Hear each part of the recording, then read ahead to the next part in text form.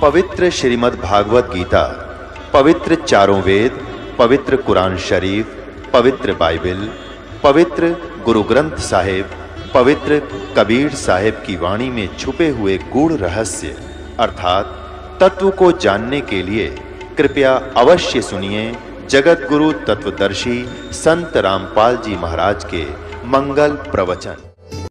और रामानंद जी को जब उन चारों वेदों का ज्ञाता माना जाता था महर्षि रामानंद जी, और पुराणों को कंठस्थ याद कर रखा था। बाल ब्रह्मचारी और 104 वर्ष का हो गया था डले ढोते ने, जब परमात्मा में लेते और सतलोक दिखाकर वापस छोड़ा था अपनी सतीथि से परिचित करा के। जब कहा था तुम साहेब तुम संत हो, तुम सतगुरु तुम हंस, गरीब दास तेरे रूप बिना और न दूजा अंश। तुम साहेब तुम संत हो, तुम ही साहेब माने परमात्मा हो, और तुम ही वास्तव में जो आपके अंदर गुण है एक संत, तुम ही वो संत हो, और तुम ही सतगुरु हो। सतगुरु माने सच्चा ज्ञान देने वाले। तो अब देखिएगा, ये उल्टा लटका हुआ संसार रूपी वृक्ष है। परमात्मा ने बताया था अक्सर पुरुष एक पेड़ है जो जमीन से बाहर दिखाई देता है, वो पोर्शन उसको वृक्ष बताते कहा जाता है। ये समझ लो एक वृक्ष है, और ये तना ये अक्षर पुरुष है, इसको परब्रह्म भी बोलते हैं। इतना पोर्शन समझो इस संसार रूपी वृक्ष का। और इसे एक मोटी डार निकली है, वो सरपुरुष है। ये अक्षर पुरुष, ये सरपुरुष, ये सरपुरुष, ये इतना डा है। इसके फिर 3 शाखा होगी। ये तीनों देवा शाखा हैं भाई, पाते रूप संसार। अक्षर पुरुष एक पेड़ है, निरंजन वाकी डारे। सरपुरुष को निरंजन भी कहते हैं, ज्योति निरंजन काल। सरब्रह्म भी कहते हैं इसको, सरपुरुष भी इसी का, काल ब्रह्म भी। ये तो डार है।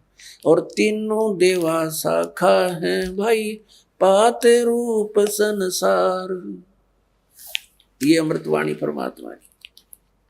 कबीर अक्षर पुरुष एक पेड़ है, निरंजन कहो, सरपुरुष कहो, वाकी डार, और तीनों देवा शाखा हैं, ये पात रूप संसार। अपनात्माओं, परमात्मा कहा करते 3 देव की जो करते भक्ति, यानी भक्ति का अर्थ होता है इष्ट रूप में मान के उन पर आश्रित हो जाना, उनके अतिरिक्त और किसी की पूजा नहीं करते। यानी इष्ट रूप में मानकर जो साधना की जाती है उसके हम भक्त कहलाते हैं। तो क्या बताते हैं, तीनों गुण की भक्ति में ये भूल पड़े संसार, और कह कबीर निज नाम बिना तुम कैसे उतरो पार। अब फिर देखिएगा गीता अध्याय नंबर 15 का श्लोक नंबर 2, 15 का और श्लोक नंबर 2 में कहा है, उस संसार की तीनों गुण रूप, जल से बड़ी हुई नहीं, तीनों गुण रूप शाखाएं, विषय परवाला शाखा, संस्कृत भी पढ़ लेंगे, विषय परवाला शाखा, यानी ये विषय भोग रूप कोपलों वाली देव मनुष्य त्रिकादि योनि रूपी शाखा नहीं, विषय विकारों वाली शाखा है तीनों गुण, रज गुण ब्रह्मा, सतगुण विष्णु तम गुण शिव जी। नीचे और ऊपर फैली हुई है, सर्वत्र नहीं है। ऊर्ध्व माने ऊपर और अधः माने नीचे फैली हुई है। और मनुष्य लोक में कर्मानुबंधनी, यानी कर्मों के अनुसार बांधने वाली, जैसा जिसने कर्म किया है इतना ही फल देते हैं, ये जकड़े रखते हैं तीनों देवता।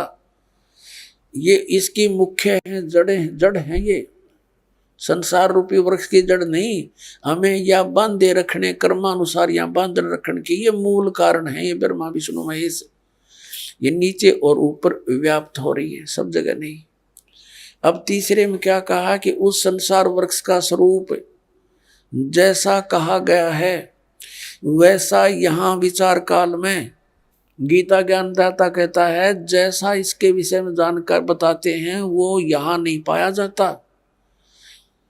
वो इस संसार रूप वृक्ष का जैसा स्वरूप कहा वैसा यहाँ विचार काल में, यानी तेरे और मेरे गीता जी के विवेचन में डिस्कशन में नहीं पाया जाता, यानी मैं नहीं बता पाऊंगा इसकी पूरी जानकारी, क्योंकि इसकी न आदि और न अंत है। गीता ज्ञानदाता कहता मैं इसके आदि और अंत से परिचित नहीं हूं और न इसकी अच्छी प्रकार से स्थिति है। इसलिए इस सुविरुद्ध मूलम अति दृढ़ मूल वाले, ये नहीं अति दृढ़ मूल वाले, क्योंकि ऊपर को जो जड़ रूपी है, जो ऊपर जो जड़ बच गई, जैसे आपने ये देखा, अब यहां तक तो आपने देख लिया, देखिएगा, अब यहां तक तो आपने देख लिया कि ये अक्षर पुरुष तो एक पेड़ हो गया जमीन से बाहर, सरपुरुष इसकी डार होगी, तीनों देवा शाखा हो गए, हम पात रूप में समझ ले, लेकिन ये जड़ भी शेष बच गई, ये है वो पूर्ण परमात्मा। इसको पूर्ण ब्रह्म कहो, परमेश्वर कहो, परम अक्षर ब्रह्म कहो, तो ये जड़ है। अब जड़ से ही सारी खुराक मिलती है पौधे से पेड़ को, तो सबका धारण पोषण करने वाला भी यही परमात्मा हुआ, जो जड़ रूपी यानी परम अक्षर ब्रह्म परमात्मा है। ये जड़ है, ये परम अक्षर ब्रह्म है। ये है कौन?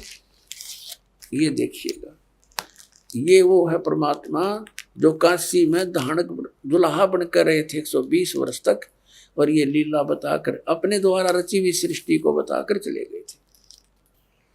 अब ये कंसेप्ट क्लियर करते हैं कि रजगुण ब्रह्मा है, सतगुण विष्णु, तमगुण शिव जी। देखिएगा, ये मार्कंडे पुराण, ये मार्कंडे पुराण, ये गीता प्रेस गोरखपुर से प्रकाशित है, सुचित्र मोटा टाइप, ये गीता प्रेस गोरखपुर से प्रकाशित है, और इसके 123 पृष्ठ पर हम आपको दिखाते हैं। मार्कंडे ऋषि बता रहे हैं, मार्कंडे ऋषि, यहाँ से मार्कंडे ऋषि का ये वचन चल रहा है, और यहाँ आ जाते हैं हम 123 पृष्ठ पे। अब क्या बताते हैं? रजोगुण प्रधान ब्रह्मा, तमोगुण प्रधान रुद्र, सत्व प्रधान विश्वपालक विष्णु है। यही 3 देवता हैं और यही 3 गुण हैं। स्पष्ट हो गया? रजगुण ब्रह्मा, सतगुण विष्णु, तमगुण शिव जी, यही तीनों देवता हैं और यही 3 गुण, तीनों देवता कहो या 3 गुण कहो, एक बात है। और कति कंसेप्ट क्लियर करते हैं। देवी भागवत के अंदर संस्कृत भी साथ है। अब हम संस्कृत भी पढ़ लेंगे, कोई बड़ी बात नहीं है। अथ श्रीमद देवी भागवत सभाष्टिकम समात्यम, खेमरा श्री कृष्ण दास प्रकाशन, मुंबई से ये छप। इसके तीसरे स्कंद के 11वें पृष्ठ पे ये तीसरा स्कंद है। अथ श्री मद देवी भागवते भाषा टीका युक्ते तृतीय स्कंद प्रारंभते। ये तीसरा स्कंद प्रारंभ होता है संस्कृत सहित और टीका सहित है। इसका ये प्रश्न नंबर 11 है। और ये देखिएगा, इसका अध्याय नंबर 5 है, ये अध्याय 5, और इसके 8वां श्लोक पढ़ेंगे 5वें अध्याय का, तीसरे स्कंद का। ये 7वां या समाप्त होता है, 8वां या प्रारंभ होता है। हे माता, भगवान शंकर अपनी माता दुर्गा से कह रहे हैं, यदि हमारे ऊपर आप सदा हम आप दया युक्त हो तो हमको तमोगुण में किस प्रकार प्रदान किया है, ब्रह्मा रजोगुण और हरि सतगुण युक्त किए हैं, क्यों किए हैं। अब हम संस्कृत भी पढ़ेंगे, देखिएगा। ये 7वां समाप्त हुआ, 8वां श्लोक प्रारंभ होता है। यदि दया धर्मना न सदाम्बी के कथम अहम विहित है। शंकर भगवान कहते हैं कथम अहम मैं बना दिया, विहित है अंबिके माने माता, तमोगुण है, मैं तमोगुण क्यों बना दिया। कमल जय, कमल से उत्पन्न होने वाले ब्रह्मा को रजोगुण संभाव है, रजोगुण क्यों उत्पन्न कर दिया। और सुहित है क्यों सतोगुण हरि, और सतोगुण विष्णु जी को सतोगुण क्यों बना दिया। इति सिद्धम रजगुण ब्रह्मा सतगुण विष्णु तमगुण शिव जी। अब आइएगा श्रीमद् भगवद गीता अध्याय नंबर 15 के श्लोक नंबर। अब एक तो हमने पढ़ लिया, समझ भी लिया, ऊपर को जड़ वाला, ऊर्ध्व मूलम अधः शाखम, ऊर्ध्व मूलम अधः शाखम। ये पहली कक्षा कैसा कैदा हो जाएगा आपके लिए, कुछ दिनों में देख लेना। ऊर्ध्व माने ऊपर ने, मूल है, जड़ है, समझो। ऊपर को मूल वाला, नीचे को शाखा वाला। ये संसार रूपी पीपल का एक अविनाशी वृक्ष कहा गया है।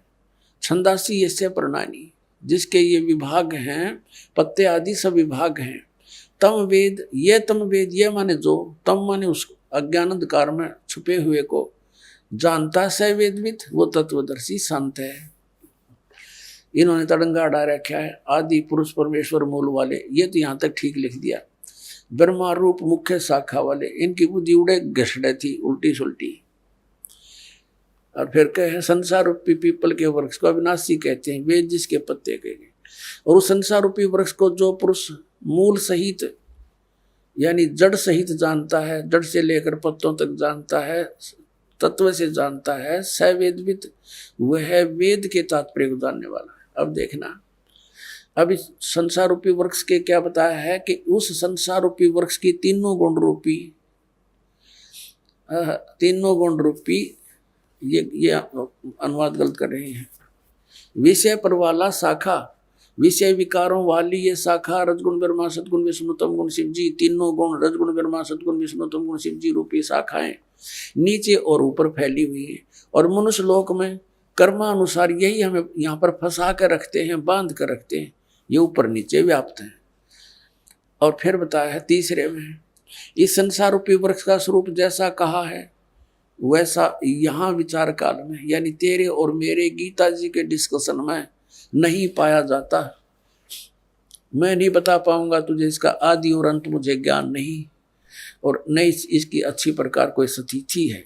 इसलिए इस सुविरुद्ध मूलम यानी अति दृढ़ मूल वाले, क्योंकि वो परमात्मा का जो ऊपर का क्षेत्र और भगवान वो तो अविनाशी है, अब पे अति दृढ़ है।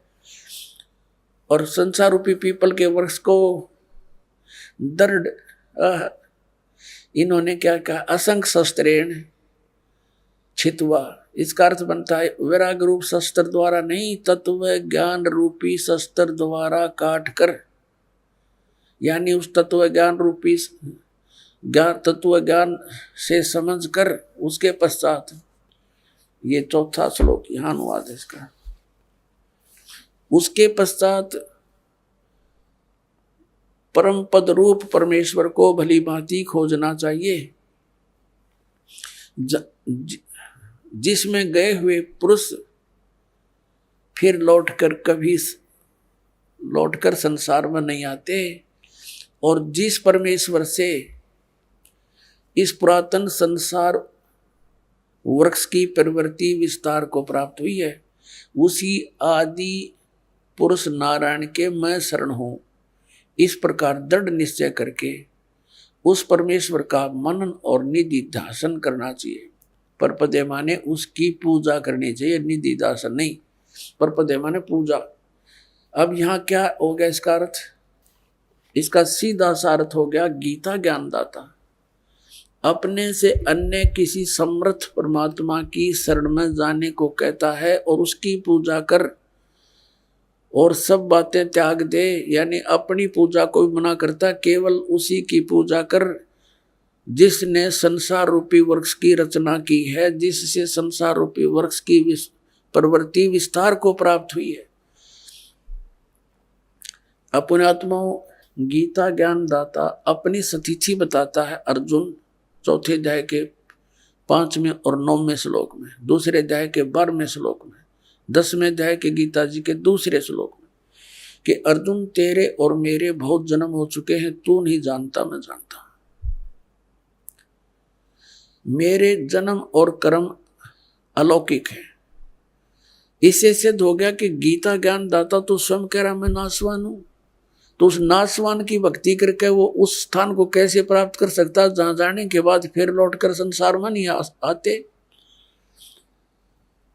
तो इससे सिद्ध हो गया कि गीता ज्ञान दाता से कोई अन्य परमात्मा है, और उसकी साधना करने से ही ये जन्म और मृत्यु का दीर्घ रोग कटेगा। और जब तक जन्म और मृत्यु का रोग नहीं कटेगा तो हम सुखी नहीं हो सकते, मोक्ष हमारा मोक्ष नहीं हो सकता। हम यहाँ बंधन में बंधे हुए कर्मों के बंधन से, और सतलोक में जाने के बाद हमारे ऊपर किसी प्रकार का कोई दबाव नहीं। अपनात्माओं जैसे ये अन्य संत बताते हैं कि परमात्मा वहां निराकार है, सतलोक में प्रकाश ही प्रकाश है, फिर हम टिंडे लाएंगे उस प्रकाश में, क्या करेंगे जाके भाई? उसमें डूब कर मर जाएंगे। वहां कुछ एकादशर फरानों का वो बूंद सी घूमती है प्रकाश में, महात्माएं वहां मौज मारती हैं। बूंदा ने के मौज हो बता, उस मछली घूमया कर जल में धके खाती अंडे। वहां जैसी ये सृष्टि है एज इट इज है वहां पर, लेकिन उनका मटेरियल नाशवान नहीं है। शरीर जो है प्रत्येक नर नारी का अमर शरीर है, युवा शरीर है, कभी वृद्ध नहीं होते, कोई रोग नहीं, किसी चीज का अभाव नहीं। अब यहाँ क्या करते हैं हम, जिसके पास थोड़े से पैसे हो जाएं, बच्चों की हो जाए छुट्टियां, फिर धक्के खान जाएंगे हम शिमला और कुल्लू और मनाली में सैर सपट्टे करने के लिए। और वहां कितने दिन रहेंगे? 5-4 दिन के बाद जेब खत्म हो जाए, फिर वापस वहीं आकर के सारा दिन उसी गर्मी में फिर रहना। तो हम इन सैर सपट्टियां वहां करा करांगे सतलोक में, कभी ना कोई काम करना, ना मृत्यु होनी, ना बुढ़ा वृद्ध अवस्था आनी, ना राग द्वेष कति नाम मात्र का नहीं है। पर अपने आत्मा यहाँ तो ना जाने कितना अच्छा आदमी दिखता और के बिजली डाल दे 1 मिनट में घर के ऊपर, परिवार सदस्य के कोई मुकदमाएं कर दे, कोई और पैसे लेकर ना दे, खेचा तानी लट्ठम लट्ठा मुकदमेबाजी। तो वहां ऐसा कुछ नहीं है। और पुण्यात्मा यहाँ देख लो आप, हम बूढ़े ना हुआ और मौत ना हो, चाहे हमारा कितना दुख आ जाओ कोई प्रॉब्लम नहीं, हम तो क्यों कति आदत आदि बन गया इसके साथ खेचम खेचा रहने के।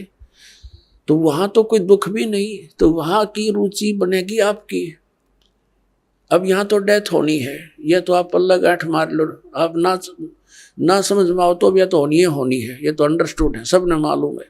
और फिर यहाँ जिस कोठी और बंगले और पुत्र और पुत्रियों को, इन कारों को आप अपना मान रहे हो, ये आपकी कहाँ है?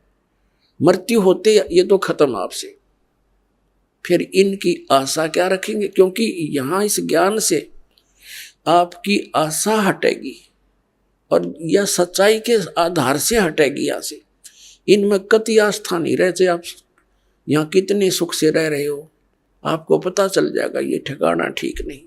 तो फिर हम क्यों ना रुचि, फिर यहाँ से आशा हटेगी तो वहां लगेगी। और जहां आशा तहां वासा हुई, मन कर्म वचन सुमरियो सोई, तो उसमें रुचि बनेगी आपकी। ये कोई कितनी बात बनाता हो, वहां लीन हो जाएंगे। लीन कौन होना चाहेगा लीन? ये तो कहने की बातें हैं। तो परमात्मा ने आकर के वो ज्ञान दिया और आंखों देखा। उन महापुरुषों ने बताया जिन्होंने परमात्मा को देखा, वहां से वापस आके बताया कि वो, लेकिन उन्होंने ऐसे कोड वर्डों में लिखा है वो जनसाधारण को समझ नहीं सकता। उसके लिए टीचर की आवश्यकता छोड़ गए भगवान कबीर साहब के। गुरु बिन माला फेरते, गुरु बिन देते दान, गुरु बिन दोनों निष्फल हैं, चाहे पूछो वेद पुराण। गुरु बिन वेद पढ़े जो प्राणी, समझे न सार रहे अज्ञानी। गुरु बिन काहू न पाया ज्ञाना, जो थो था बुस छड़े मूड किसाना। तो गुरु के को इतना महत्व इसलिए दिया कि वो ऐसे कोड वर्डों में लिख गए परमात्मा कबीर साहब अपनी वाणी को लिखवा गए कि कबीर पंथी नहीं समझ सके। क्योंकि काल ने कहा था कि तेरे नाम से मैं 12 पंथ चलाऊंगा, 12 पंथ करूं मैं साजा, नाम तुम्हारा ले करूं आवाजा। 12 पंथ नाम जो ले ही, हमरे मुख में आन समोई। और अनेक पंथ चलाऊं, या विद जीवों को भरमाऊं। जाओ जोग जीत संसारा, जीव न माने कहा तुम्हारा। जीव तुम्हारा कहा न माने, हमारी ओढ़ हो बाद बखाने। अब ये कबीर पंथी नहीं समझ सके परमात्मा की महिमा को। और कबीर सागर न पढ़ रहे, ये कबीर वाणी पढ़ रहे, न तो पीढ़ी की पीढ़ी चली गई इनकी 6 15 600 साल में, और ये कख नहीं समझ सके सतलोक और सतपुरुष के बारे में। इसलिए आदरणीय धर्मदास साहिब जी से परमात्मा ने कहा था, धर्मदास मेरी लाख दुहाई, ये मूल ज्ञान की तो बाहर ना जाए। मूल ज्ञान बाहर जो पढ़ी या बिचली पीढ़ी हंस नहीं तरही। तो इसलिए परमात्मा ने इस काल के साथ आंख में चौनी करके और अब आपको शिक्षित बनाना पड़ा ना। ये विष आपको कतई नहीं खान दो भगवान। चौथा युग बीत गया था, ये विष हमारे निकट नहीं आने दिया है शिक्षा का। इतनी बेईमान बनाती है ये। लेकिन अब काल ने कहा था उनको इतना गिरा दूंगा, नकली पंथ अपने नाम से तेरे नाम तो कबीर नाम से पंथ चलवा दूंगा हैं। और कबीर कबीर सदगुरु है, कबीर साहब हैं, हम कबीर पंथी हैं, गीत गाया करेंगे। उनके पास मंत्र वो है नहीं जिससे मोक्ष होगा, तो मेरे मुंह में फंसे रहेंगे। उन 12 उन पंथों में जो नाम लेगा वो मेरे ही मुख में रहेगा।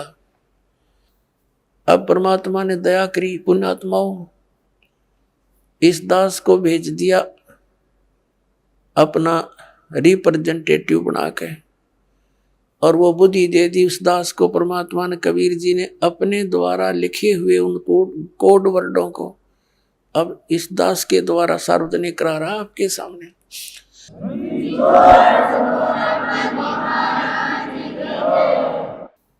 तो पुण्यात्माओं ये कबीर पंथी नहीं समझ सके, और ये राधा स्वामी धन धन सदगुरु जय गुरुदेव वाले ये शिवदयाल जी से ही निकले हुए, ये सच्चा सौदा सिरसार जगमाल वाली, ये उसी काल के चलाए हुए पंथों में से एक है।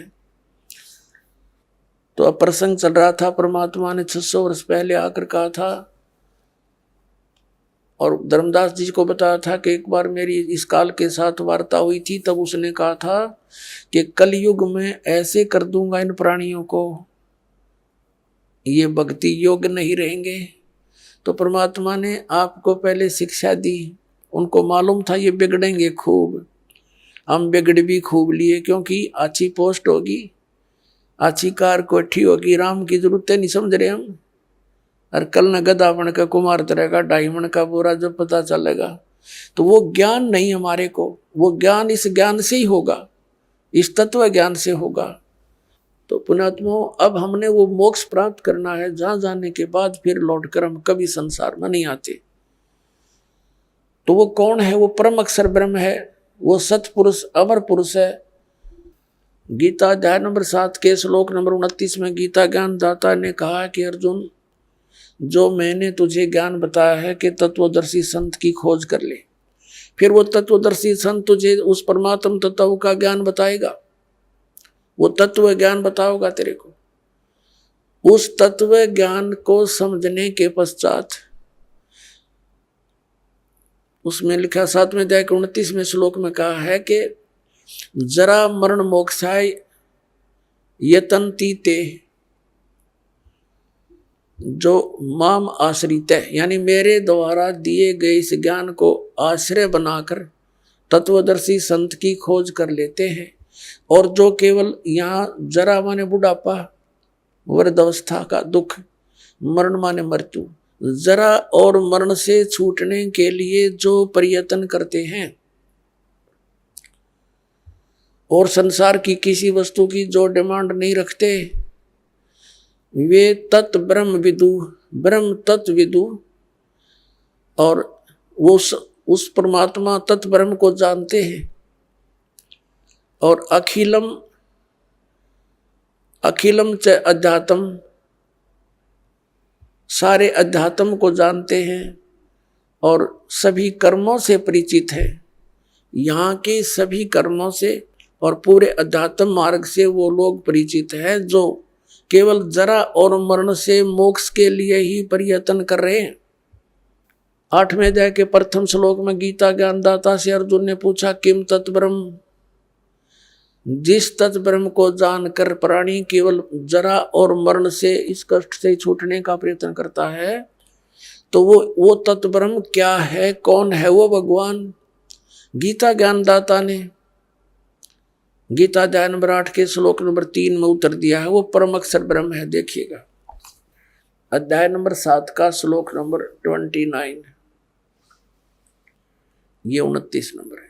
इसमें कहा कि जरा मरण मोक्षाय माम आश्रित्य यतन्ति ये, माम आश्रित्य मेरे इस ज्ञान का आश्रय करके कि तत्वदर्शी संत को खोज लो, तो वो यतन्ति ये जो प्रयत्न करते हैं, जरा और मरण मोक्ष है, जरा और मरण के मोक्ष के लिए ही जो प्रयत्न करते हैं, ते ब्रह्म तत्विदु कृत्स्नम अध्यात्म से कर्म अखिलम, वह पूरे अध्यात्म को, तत्व ब्रह्म को और सभी कर्मों से परिचित हैं, जानते हैं। विदु माने जानते हैं। इन्हीं का अनुवाद पढ़ते हैं। जो मेरे शरण होकर जरा और मरण से छूटने के लिए, जरा माने बुढ़ापा वृद्धावस्था होती है, इन लोगों ने लिख दिया ने, वे पुरुष उस तत्ब्रह्म उस ब्रह्म को, संपूर्ण अध्यात्म को, संपूर्ण कर्मों को जानते हैं। ये तीसरा श्लोक में ये कहा है 8वें अध्याय के, कि केवल जो मुझे ही सब कुछ समझ रहे हैं वो मुझे ही जानते हैं, वो तो मुझे ही जानते हैं बस। फिर यहाँ बताया 8वें अध्याय का प्रथम मंत्र में अर्जुन ने पूछा गीता जी में, किम तत्ब्रह्म किम अध्यात्म किम कर्म पुरुषोत्तम अधिभूतम से किम प्रोक्तम अधिदेवम किम उच्यते। इसका वह ब्रह्म क्या है, और इसका 8वें अध्याय के तीसरे श्लोक में उत्तर दिया है गीता ज्ञानदाता ने। 8वें अध्याय के तीसरे श्लोक में वो परम अक्षर ब्रह्म है। अब इससे सिद्ध हो गया गीता ज्ञानदाता से कोई अन्य परम शक्ति है जो जीव को पूर्ण सुखी कर सकती है और पूर्ण मोक्ष प्रदान कर सकती है। अब यहां गीता अध्याय नंबर 8 के श्लोक नंबर 5 और 7 में गीता ज्ञानदाता ने कहा है कि मेरी भक्ति कर मुझे ही प्राप्त होगा। और 8वें अध्याय के 8, 9, 10 में 3 मंत्रों में कहा कि उस परमेश्वर परम अक्षर ब्रह्म की यदि तू साधना करेगा, उसकी भक्ति की कमाई के बल से, योग के बल से, भक्ति की शक्ति की ताकत से, तो उसको प्राप्त हो जाएगा। 8वें अध्याय के 13वें श्लोक में गीता ज्ञानदाता अपनी साधना का मंत्र बताता है। ओ इति एकाक्षरम ब्रह्म व्यवहारन माम अनुसमन ये प्रयाति तजन देहम सयाति परमाम गतिम। मुझ ब्रह्म का केवल एक ओम मंत्र है, और जो इसकी अंतिम श्वास तक सिमरण करता हुआ, इसका अंतिम श्वास तक सिमरण करता हुआ छोड़कर जाता है, वो ओम से मिलने वाली परम गति को प्राप्त होता है। ओम से मिलने वाली परम गति कौन सी है? ब्रह्मलोक। 8वें अध्याय के 16वें श्लोक में कहा कि ब्रह्मलोक पर्यंत, ब्रह्मलोक में गए हुए प्राणी फिर वापस जन्म मृत्यु में आते हैं, तो इससे भी पूर्ण मोक्ष नहीं हुआ, जन्म मृत्यु का दीर्घ रोग कटा नहीं। फिर 17वें अध्याय के 23वें श्लोक में गीता ज्ञानदाता ने कहा है उस परम अक्षर ब्रह्म के पाने का, ओम तत्सदिति निर्देश ब्रह्मण त्रिविद समर्थ है। ब्रह्मण माने सच्चिदानंद घन ब्रह्म। देखिएगा 17वें अध्याय का 23वां श्लोक दिखाते हैं। अध्याय नंबर 17 और श्रीमद् भगवद गीता ये 23वां श्लोक है। ओम तत्सत इति निर्देश है ब्रह्मण त्रिविद समर्थ है ब्राह्मणा तेन वेदा च यगा च विहिता पुरा। इसका समझ क्या है? ओम से ओम तत् तत्सत सत, ओम तत्सत ऐसे ये 3 प्रकार का ब्रह्मण माने सच्चिदानंद घन ब्रह्म का नाम कहा है। ब्रह्मण माने सच्चिदानंद घन ब्रह्म कर रहे हैं, यानी परम अक्षर ब्रह्म समझो इसको, परम अक्षर ब्रह्म का नाम है यो। अब हम फिर आते हैं वापस 8वें अध्याय के, अध्याय नंबर 8 के ही वापस आ जाते हैं। ये देखिएगा 13वें श्लोक में, ये देख 8वां अध्याय गीता जी का, और ये 13वां श्लोक यहाँ पर है, 13वां। अब हम संस्कृत भी पढ़न जोगे हो गए, ऐसी बात नहीं, देवनागरी लिपि है या। ओम इति एकाक्षरम ब्रह्म व्यवहारण माम अनुसमरण ये प्रयाति तजंदेहम सयाति परमाम गतिम। अब ये गीता ज्ञानदाता कहता है कि माम ब्रह्म, मुझ ब्रह्म का, ओम इति, ओम यह एकाक्षरम, एक अक्षर है, नथिंग एल्स, व्यवहारण अनुसमरण यानी उच्चारण करके सिमरण करता हुआ, यह याति तजंदे प्रियाति तजंदे हम जो शरीर छोड़कर जाता है, इसका सांस सुमन करता हुआ, यह याति परमाम गतिम, वह परम गति को प्राप्त होता है। यहां से शुरू होता है ओम ओम। जो पुरुष ओम इस एक अक्षर ब्रह्म को उच्चारण करता हुआ और उसके अर्थ स्वरूप मुझ निर्गुण ब्रह्म का चिंतन करता हुआ शरीर को त्याग कर जाता है, वह पुरुष परम गति को प्राप्त होता है। ओम से होने वाली परम गति वो कौन सी है? ब्रह्मलोक। ब्रह्मलोक में गए हुए प्राणी फिर पुनरावृत्ति में आते हैं। देखिएगा 8वें अध्याय का यही फिर 16वां श्लोक। हे अर्जुन, ब्रह्मलोक पर्यंत सब लोग पुनरावृत्ति में हैं। ये स्टार लगा के इन्होंने यह विश्लेषण भी किया है।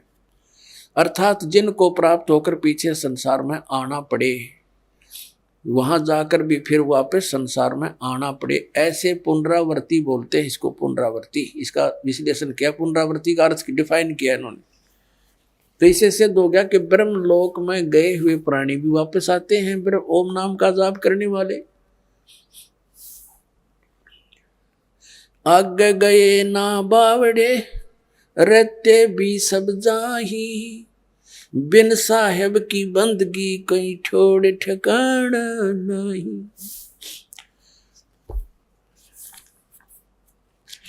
अब 8वें अध्याय का 5 और 7 और 8, 9, 10 मंत्र कंसेप्ट क्लियर कर देगा। देखिएगा 8वें अध्याय का अब हम ये 5वां श्लोक पढ़ेंगे। इसमें गीता ज्ञानदाता कहता है, जो पुरुष, जो साधक अंत काल में मुझे ही स्मरण करता हुआ शरीर का त्याग कर जाता है, वह मेरे साक्षात स्वरूप को प्राप्त होता नहीं, वह मद भावम याति, मेरे वाले भाव को प्राप्त होता है, मेरे पर आसक्त हो जाता है। और इसमें कुछ संशय नहीं। 6 में ये बताया है कि जो अंत समय में जिस भी भाव में भावित रहता है, अंत समय में उसी को प्राप्त करता है मृत्यु को प्राप्त। 6 में तो एक नियम बताया है, विधान बताया है, जहाँ साता बादशाह हुई। इसका अर्थ ये है, ये कुंती पुत्र अर्जुन अंत काल में जिस जिस भी भाव को समन करता हुआ शरीर का त्याग कर जाता है, करता है, तो उसको ही प्राप्त होता है।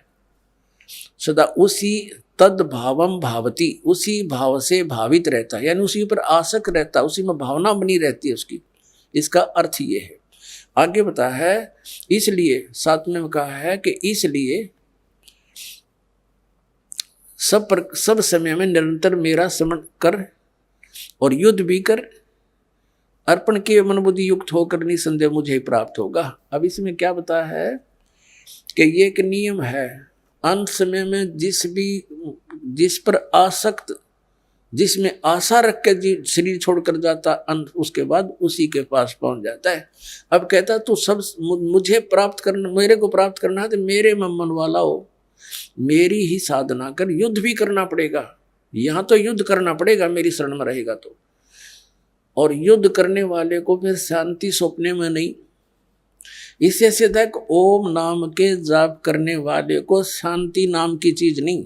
इसलिए 18वें अध्याय के 62वें श्लोक में कहा कि अर्जुन तू सर्वभाव से उस परमेश्वर की शरण में जा, उस परमेश्वर की कृपा से ही तू परम शांति को और शाश्वत स्थान यानी उसे सनातन परम धाम को प्राप्त होगा। इससे सिद्ध हो गया कि गीता ज्ञानदाता कहता है मेरी शरण में रहना तो युद्ध करना पड़ेगा तुझे। अब तू सोच ले, तो जहां युद्ध करना वो शांति नाम की चीज नहीं है। और ये ओम से शांति खोजे नो के ओम शांति, बोली शांति सपने में भी ना हो। अब गीता जी अध्याय नंबर 8 के आपने 5, 6, 7 पढ़ लिए, अब 8, 9, 10 में उस परम अक्षर ब्रह्म की महिमा बताई है। देखिएगा अध्याय नंबर 8 का ये श्रीमद् भगवद गीता, ये 7वां तक पढ़ लिया हमने, अब 8वां पढ़ेंगे। यहाँ इसका अनुवाद है। हे पार्थ, ये नियम नहीं है, ये अपने आप नियम तो उसमें लिखना चाहिए था। परमेश्वर के अभ्यास योग युक्तेन, ये ध्यान पर जोड़ रहेगा टा, ध्यान के अभ्यास रूप योग से युक्त नहीं, नाम से, नाम बता रखा ओम तत्सत। अब जैसे ये परमात्मा के उस लोक को पाना है हमने जहां जाकर सुखी होंगे। परमात्मा तो यहाँ आते रहे हैं, हमें दर्शन भी होते रहे हैं, वो बता कर गए ऐसे साधना करो, इस साधना से इस तरीके से तुम उस स्थान को प्राप्त होगे जहाँ जाने के बाद फिर लौट कर नहीं आना। तो उसके लिए मजदूरी है या साधना हमारी। जैसे हैंडपंप लगाना है, हैंडपंप किस लिए लगाना है? क्योंकि हमने जल, हमारा इष्ट है, हमने जल चाहिए और जल पृथ्वी में, उसके लिए हैंडपंप लगाने के लिए जो भी हमने इंस्ट्रूमेंट यूज किए हैं, बुक की, पाइप और जितने भी सारा कुछ प्रोसेस जो है उसके पाने का, यह हमारी साधना है या पूजा नहीं है। पूजा तो हम उसकी जल की कर रहे हैं जिसको पाना है हमने। तो ये मंत्र जो है, ओम तो इस ब्रह्म का और तत् ये अक्षर पुरुष का। अक्षर पुरुष एक पेड़ है, निरंजन वा की डार, तीनों देवा शाखा है, ये पात रूप संसार। और तत् उस अक्षर पुरुष का, और सत ये सार नाम है, आदि नाम है, ये परम अक्षर ब्रह्म की पूजा है। उसके पाने का मंत्र है। यानी इन सब को मिला करके हमने नु सोच ले हैंडपंप लगेगा, सारे प्रोसेस है। जैसे श्वास उस श्वास से सतनाम के 2 अक्षर का जाप करना है, ये तो समझ लो वो की मार रहे हम और पाइप नीचे कर रहे हैं, पाइप पहुंच गई जल तक। फिर उसके बाद काम शुरू होता है सार नाम का, यानी मशीन समझो, सार नाम सार शब्द है और उससे जो वस्तु मिलेगी वो हमारा इष्ट है, जल। तो ये गलत बताते हैं। ध्यान दुनिया तीन तड़ंगा डांड तो मतलब था। देखिएगा 8वें अध्याय का, अब हम 8वां श्लोक पढ़ रहे हैं 8वें अध्याय का, ये 8वें का यहाँ अनुवाद है। हे पार्थ, परमेश्वर के अभ्यास, उस नाम के अभ्यास से, जो उसका सच्चिदानंद ब्रह्म का नाम है ना, उसके अभ्यास से के योग से युक्त, उसकी भक्ति से युक्त, दूसरे और न जाने वाले चित्त से, यानी बिल्कुल किसी और इष्ट की देव की पूजा नहीं करनी, उस भगवान को इष्ट मान कर पूजा करनी। निरंतर चिंतन करता हुआ परम दिव्य पुरुष, परम प्रकाश रूप दिव्य पुरुष को, यानी परमेश्वर को ही प्राप्त होता है। गीता ज्ञान दाता से अन्य को प्राप्त होता है। और 9वें में कहा है जो कवियम,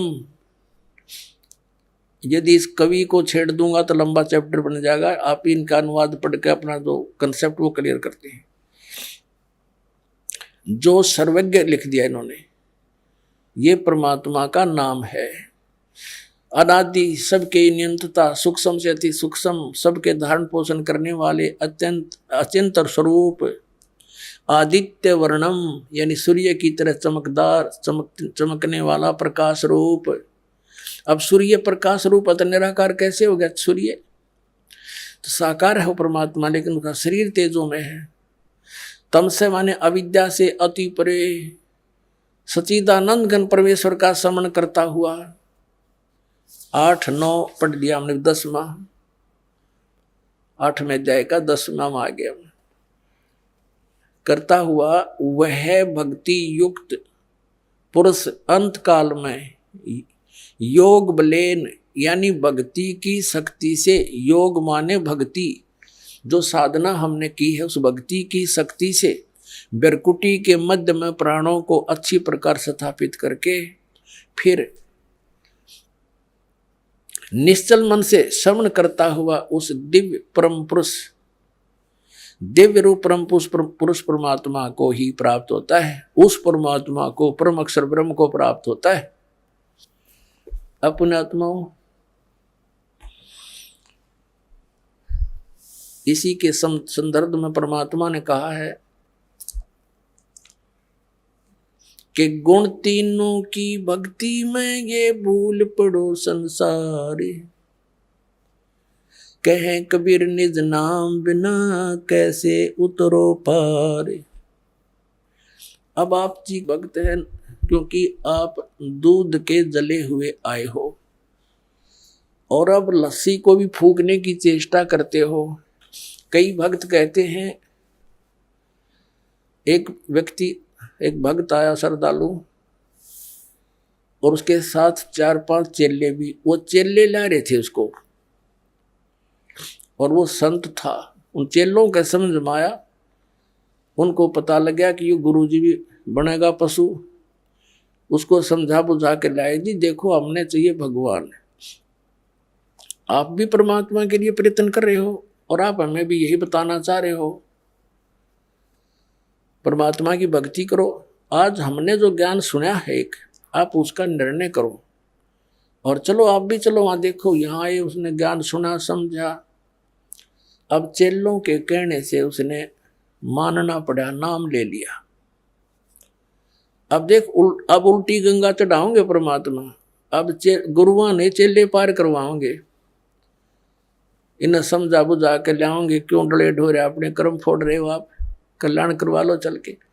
तो चातुर आदमी था, कर्म घने बिगड़ गए थे, उसके अभिमान शेष था। नाम लेकर गया, पहला मंत्र ले गया।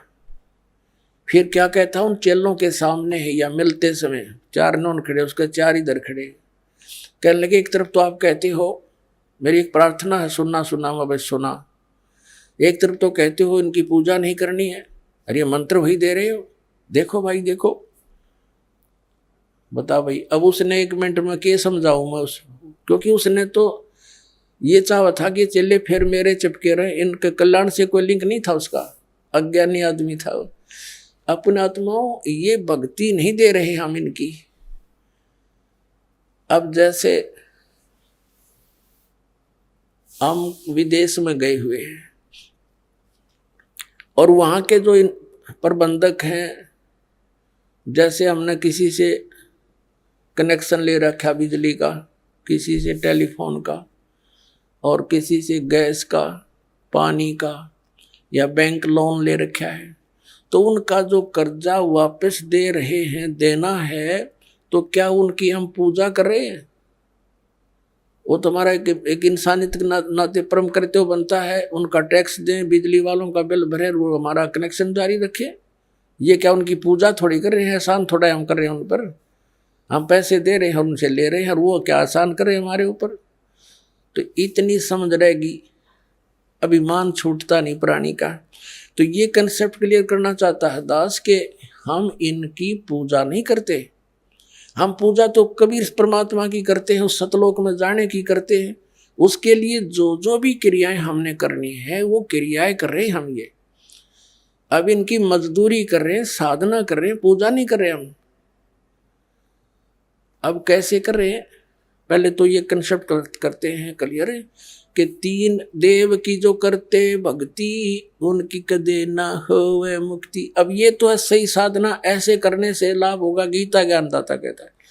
और जो इन तीनों देवताओं तक की पूजा करते हैं, 7वें अध्याय के 12 से लेकर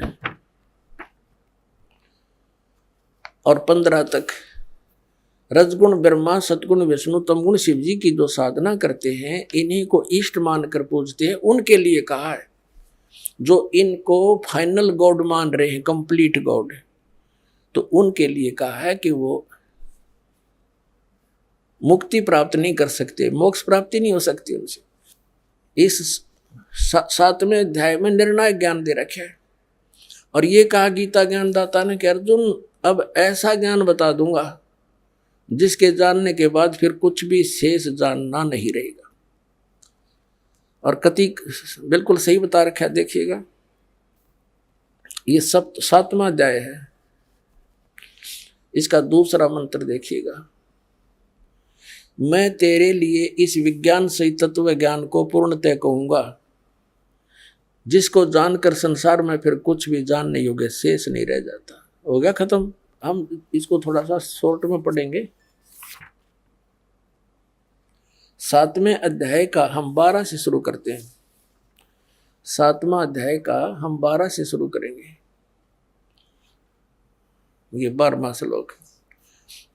अभी और भी जो सतगुण से उत्पन्न होने वाले भाव हैं और रजोगुण से तथा तमोगुण से उत्पन्न होने वाले भाव हैं, उन सब को मुझसे ही होने वाले हैं ऐसा जान, परंतु वास्तव में उनमें मैं और वे मुझ में नहीं है। अब अभी ताजा ताजा ये सिद्ध किया आपको कि रजगुण ब्रह्मा है, सतगुण विष्णु, तमगुण शिव जी।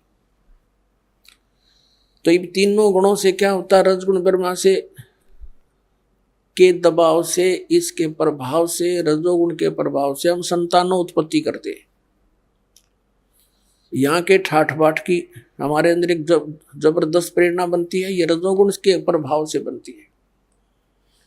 और फिर सतीथि सतोगुण प्रभाव से एक दूसरे में ममता मोह फंस जानी, जबरदस्त जकड़े जाते हैं। और तमोगुण का अपना पता ही है, क्रोधाना, ये भगवान शंकर के विष्णु जी के तमोगुण से है। तो क्या बताया है कि इन तीनों गुणों से जो कुछ भी हो रहा है, सतीथि सृष्टि, सतीथि और संहार, इसका निमित्त मूल कारण तो मैं हूं, लेकिन मैं इनमें नहीं, ये मुझ में नहीं, क्योंकि ये इनसे अलग रहता है, अपने पुत्रों से भी गुप्त रहता है। ये काल के पुत्र हैं, रजगुण ब्रह्मा, सतगुण विष्णु, तमगुण शिव जी। तो ये क्या बता रहा है? आगे देखिएगा, 7वें अध्याय का 13वां श्लोक पढ़ेंगे। 12वां हमने पढ़ लिया। गुणों के कार्य रूप सात्विक, राजस, तामस, इन तीनों प्रकार के भावों से सारा संसार, प्राणी समुदाय मोहित हो रहा है। इन तीनों गुणों से परे मुझ अविनाशी को नहीं जानता। अब इस कितना कह रहा है कि ये तीनों गुणों के, रजगुण ब्रह्मा, सतगुण विष्णु, तमगुण शिव जी से ही जकड़ी हुई इनकी बुद्धि, इनसे ऊपर ब्रह्म मुझे भी ना जानते, इनसे अधिक लाभ मैं दे सकता हूं। आगे देखना 14वें में क्या किया। अध्याय नंबर 7 के श्लोक नंबर हम 14 को पढ़ रहे हैं। क्योंकि यह अलौकिक अति अद्भुत त्रिगुणमयी मेरी माया, रजगुण ब्रह्मा, सतगुण विष्णु, तमगुण शिव जी के द्वारा फैलाया गया जाल बड़ी दुस्तर है, यानी बड़ी खतरनाक है। परंतु जो पुरुष केवल मुझको निरंतर भजते हैं, वे इस माया का उल्लंघन कर जाते हैं, अर्थात इससे ऊपर उठ जाते हैं, जो ब्रह्म साधना करते हैं। अब 15वें में कहा है, इस माया के द्वारा जिनका ज्ञान हरा जा चुका है, रजगुण ब्रह्मा, सतगुण विष्णु, तमगुण शिव जी तक जो सीमित है, तमगुण शिव जी तक जो सीमित है, इन्हीं को इष्ट मानकर पूजते हैं, इनसे आगे किसी की सुनने को तैयार नहीं, और किसी की बात को नहीं सुनते। ये देखिए, वे असुर स्वभाव को, राक्षस स्वभाव को धारण किए हुए मनुष्यों में नीच, दूषित कर्म करने वाले मूर्ख मूढ़ लोग मुझको नहीं भजते। और फिर अपने बारे में बताता है, मेरी भक्ति भी 4 प्रकार के करते हैं। चतुर्विधा भजन्ते माम जना सुकृत न अर्जुन, आर्त जिज्ञासु अर्थार्थी ज्ञानी च भर्तृ। गीता ज्ञानदाता ने स्पष्ट कर दिया कि मुझे छोड़कर अन्य देवताओं की, रजगुण ब्रह्मा, सतगुण विष्णु, तमगुण शिव जी की जो पूजा करते हैं, और किसी की उन पर वहां तक उनकी बुद्धि हरी जा चुकी है, इनसे आगे कोई सुनते नहीं। जैसे ये आचार्य, शंकराचार्य, ये जितने भी पवित्र हिंदू धर्म के धर्म गुरु हैं, ये ब्रह्मा विष्णु महेश, ये विष्णु जी, शंकर जी और श्री कृष्ण जी पर हमारी बुद्धि को सीमित कर दिया। हम इन ताकि किसी की सुनना चार नहीं, कट मरे एक दूसरे के साथ हैं। तो कहते हैं राक्षस स्वभाव को धारण किए मनुष्यों में नीच, दूषित कर्म करने वाले मूर्ख, ये मेरी भक्ति भी ना करते हैं। ओए अब इनको 4 संज्ञा दे दी एक श्लोक में। राक्षस स्वभाव को धारण किए हुए मनुष्यों में नीच, दूषित कर्म करने वाले मूर्ख। अब थोड़ा सा प्रमाण देते हैं। जैसे हिरण्यकशिपु ने रजगुण ब्रह्मा की पूजा करी थी, अपने पुत्र का शत्रु हो गया, हल्दी की गांठ पाकर पंसारी बन गया और सबको कह दिया मेरी भक्ति करो। अपने पुत्र का शत्रु हो गया, जुल्म गुजारे। फिर परमात्मा ने आकर उसकी छाती तोड़ी, कुत्ते वाली मौत मरा, राक्षस कहलाया रजगुण ब्रह्मा का उपासक। फिर तमगुण शिव जी का उपासक था रावण, कैसे जुल्म, कैसा दूषित कर्म किया, अपनी ही माता को उठा लाया, पति बनाने की चेष्टा करने लगा, सीता को उठा लाया। यानी शिव का पुजारी अपने बड़े भाई भी, उसके बड़े भाई विष्णु की पत्नी ने ठा लिया। बता अकल। तो इससे दूषित कर्म और क्या करेंगे? दूषित कर्म करने वाले मूर्ख राक्षस स्वभाव को धारण किए, मनुष्यों में नीच। तो चारों उपमा इनके ऊपर फिट होगी। रावण कुत्ते वाली मौत मरा, राक्षस कहलाया। एक भस्मागिरी नाम का तपस्वी था, भगवान तमोगुण शंकर का उपासक।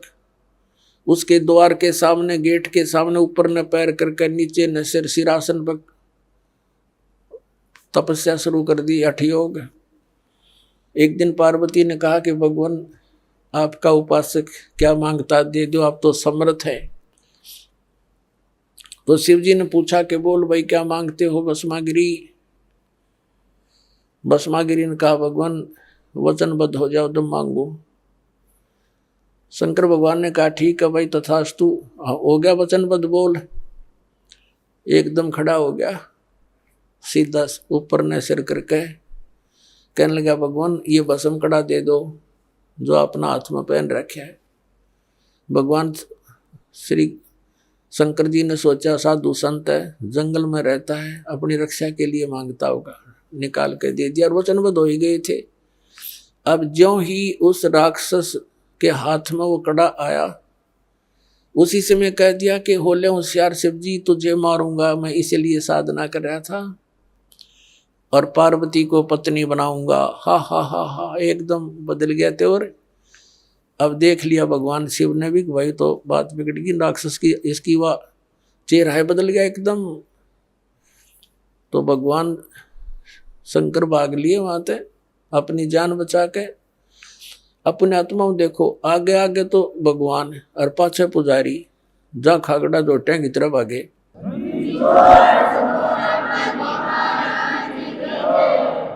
और ये आज तक हमने मूर्ख बना रहे हैं ये संत, क्योंकि वो मृत्युंजय, कालज्य, सर्वशक्तिमान, महेश्वर, सर्वशक्तिमान। बताइए, मृत्युंजय था, डर के भाग गया।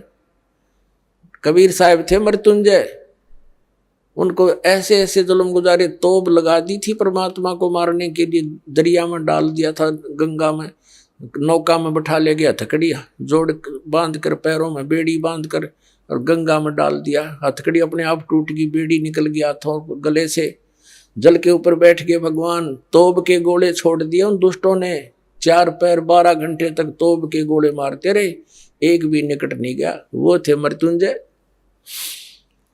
अब उधर से आगे आगे भगवान शिव जी भाग रहे हैं, पीछे पीछे भस्मागिरी फुल स्पीड पे। अब परमात्मा आकर जान बचाता है इनकी।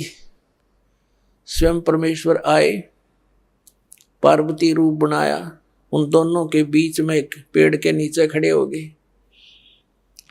और भस्मागिरी तो भाग गई, इसलिए रहा था, उसने पार्वती रूप में भगवान ने कहा रुक जाओ रुक जाओ, वो रुक गया उसने तो।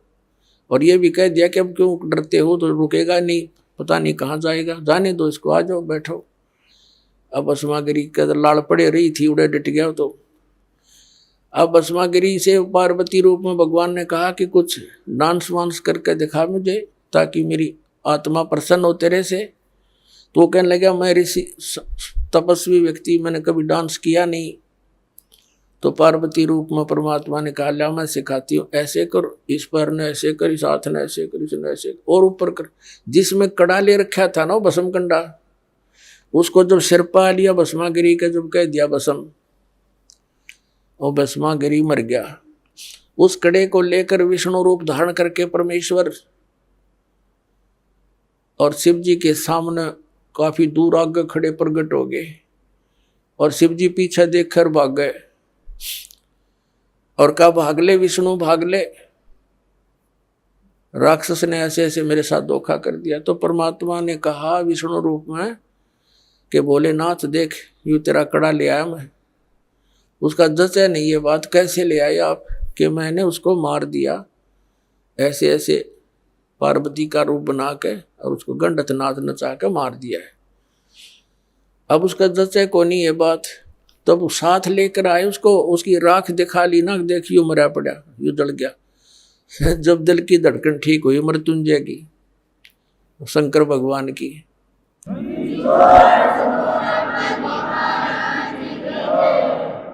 अपने आत्मा इससे भी दुष्ट और कौन होंगे। अपनी माँ के ऊपर नीत डिगा दी और भगवान शंकर को अंतर्यामी के ये नहीं समझ सका, राक्षस के सोच लिए बैठा है और दे दिया कड़ा ठाकर उसका दो मारो जूत भगा देता वहां से। यदि अंतर्यामी होता समझ जाता पहले ये क्या बकवास सोचे बैठा है, अरे इनकी हम पूजा करने पर ला रखे थे, सारा जीवन बर्बाद करा दिया हमारा। और परमात्मा 600 वर्ष पहले कहा करते 3 देव की जो करते भक्ति उनकी कदे ना हुआ मुक्ति। अब भस्मागिरी से भस्मासुर हो गया, राक्षस कहलाया और कुत्ते वाली मौत मरा। ऐसे दूषित कर्म, ऐसे जुल्म अपनी माँ पर नीत डिगा रहा, यानी देव इष्ट देव रूप में पूजे, उसकी पत्नी पर दोष मन में नीच का, इससे बुंडा और कौन, इससे दुष्ट और कौन होगा। फिर तीसरे आते हैं विष्णु के उपासक वैष्णव।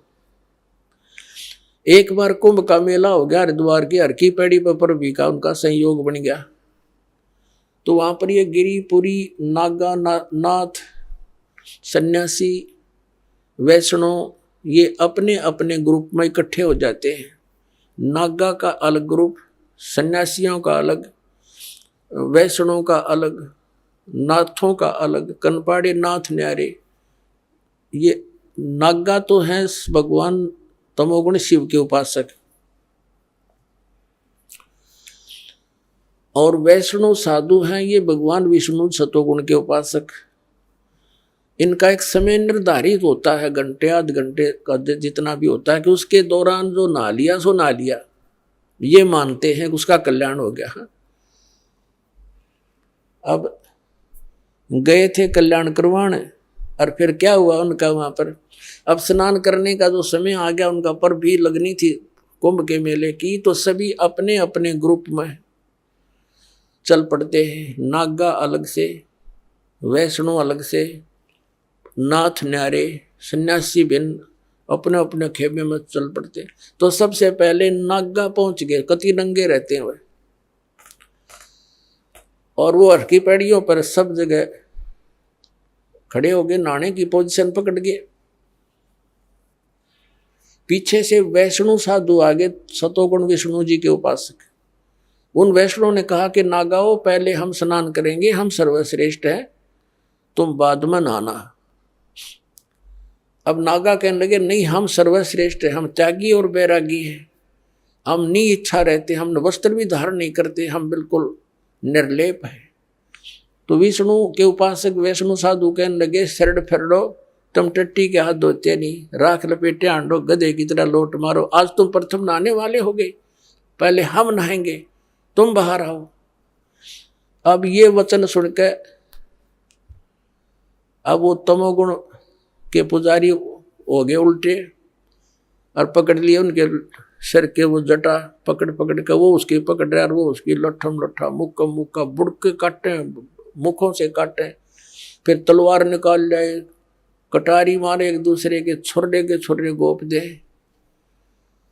25,000 ये चरगुण उपासक ये कटका मर गए वहां पर। हर पैड़ी के ऊपर, हर की पैड़ियों पे गंगा का पानी लाल बना दिया, लाश उसके अंदर 100 बहा दिए नरे। तो इसके विषय में सूक्ष्म वेद के अंदर परमात्मा ने कहा है,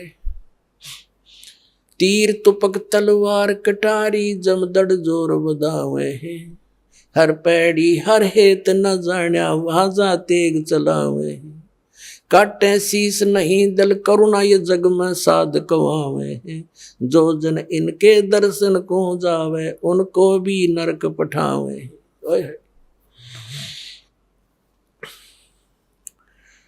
अब क्या बताते हैं कि तीर कटारी तलवार ठोके एक दूसरे में, अरे ये तीर तुपक तलवार कटारी नौके जम धड़ जोर बधावे हैं, यानी कति डट के युद्ध किया उन्होंने। और हर पैड़ी हर हेत नहीं जान्या वाजा करद चलावे हैं, भगवान हर पैड़ी कवे, भगवान का प्रेम भी नहीं, और आपस में कटका मर गए वहां पर। काटे शीस नहीं दल करुणा ये जग में साध कवावे हैं, इनका इतनी दया नहीं, राक्षस से भी बुरे ये, काटे शीस नहीं दिल करुणा, ये जग में साधक वहां में है, और जो जन इनके दर्शन को जावे, इसे ऐसे व्यक्तियों के पास जो जागा उनको यही पाठ पढ़ाओगे कटने और मरने का, तो उनको भी नरक पठावे। तो पुण्यात्माओं, परमात्मा 600 वर्ष पहले कहा करते, गुण तीनों की भक्ति में ये भूल पड़ो संसार, कहे कबीर निज नाम बिना कैसे उतरो पार। तीन देव की जो करते भक्ति, उनकी कदे न होवे मुक्ति। अपने आत्मा परमात्मा ये कहा करते कि उन्होंने ये नहीं कहा कि ये हमारे ब्रह्मा विष्णु महेश तुम्हारे दुश्मन नहीं बताए, ये अपने भाई बहन हैं और काल का फंस गई अच्छी आत्माएं हैं, इनको बना दिया यहाँ का चौधरी, इनकी मृत्यु होगी जब इनको गधे बना कर छोड़ देगा और नई तैयार कर लेगा। आप मत है, ये तो हमारा दुरुपयोग कर रहा है। और दुर्भाग्य उन देवताओं का, ब्रह्मा विष्णु महेश का, जो आज स्वर्ग में बैठे हैं, उनके हाथ से ये प्राइम टाइम निकल गया इनका, जो आज आपको प्राप्त हो रहा है, ये समय है।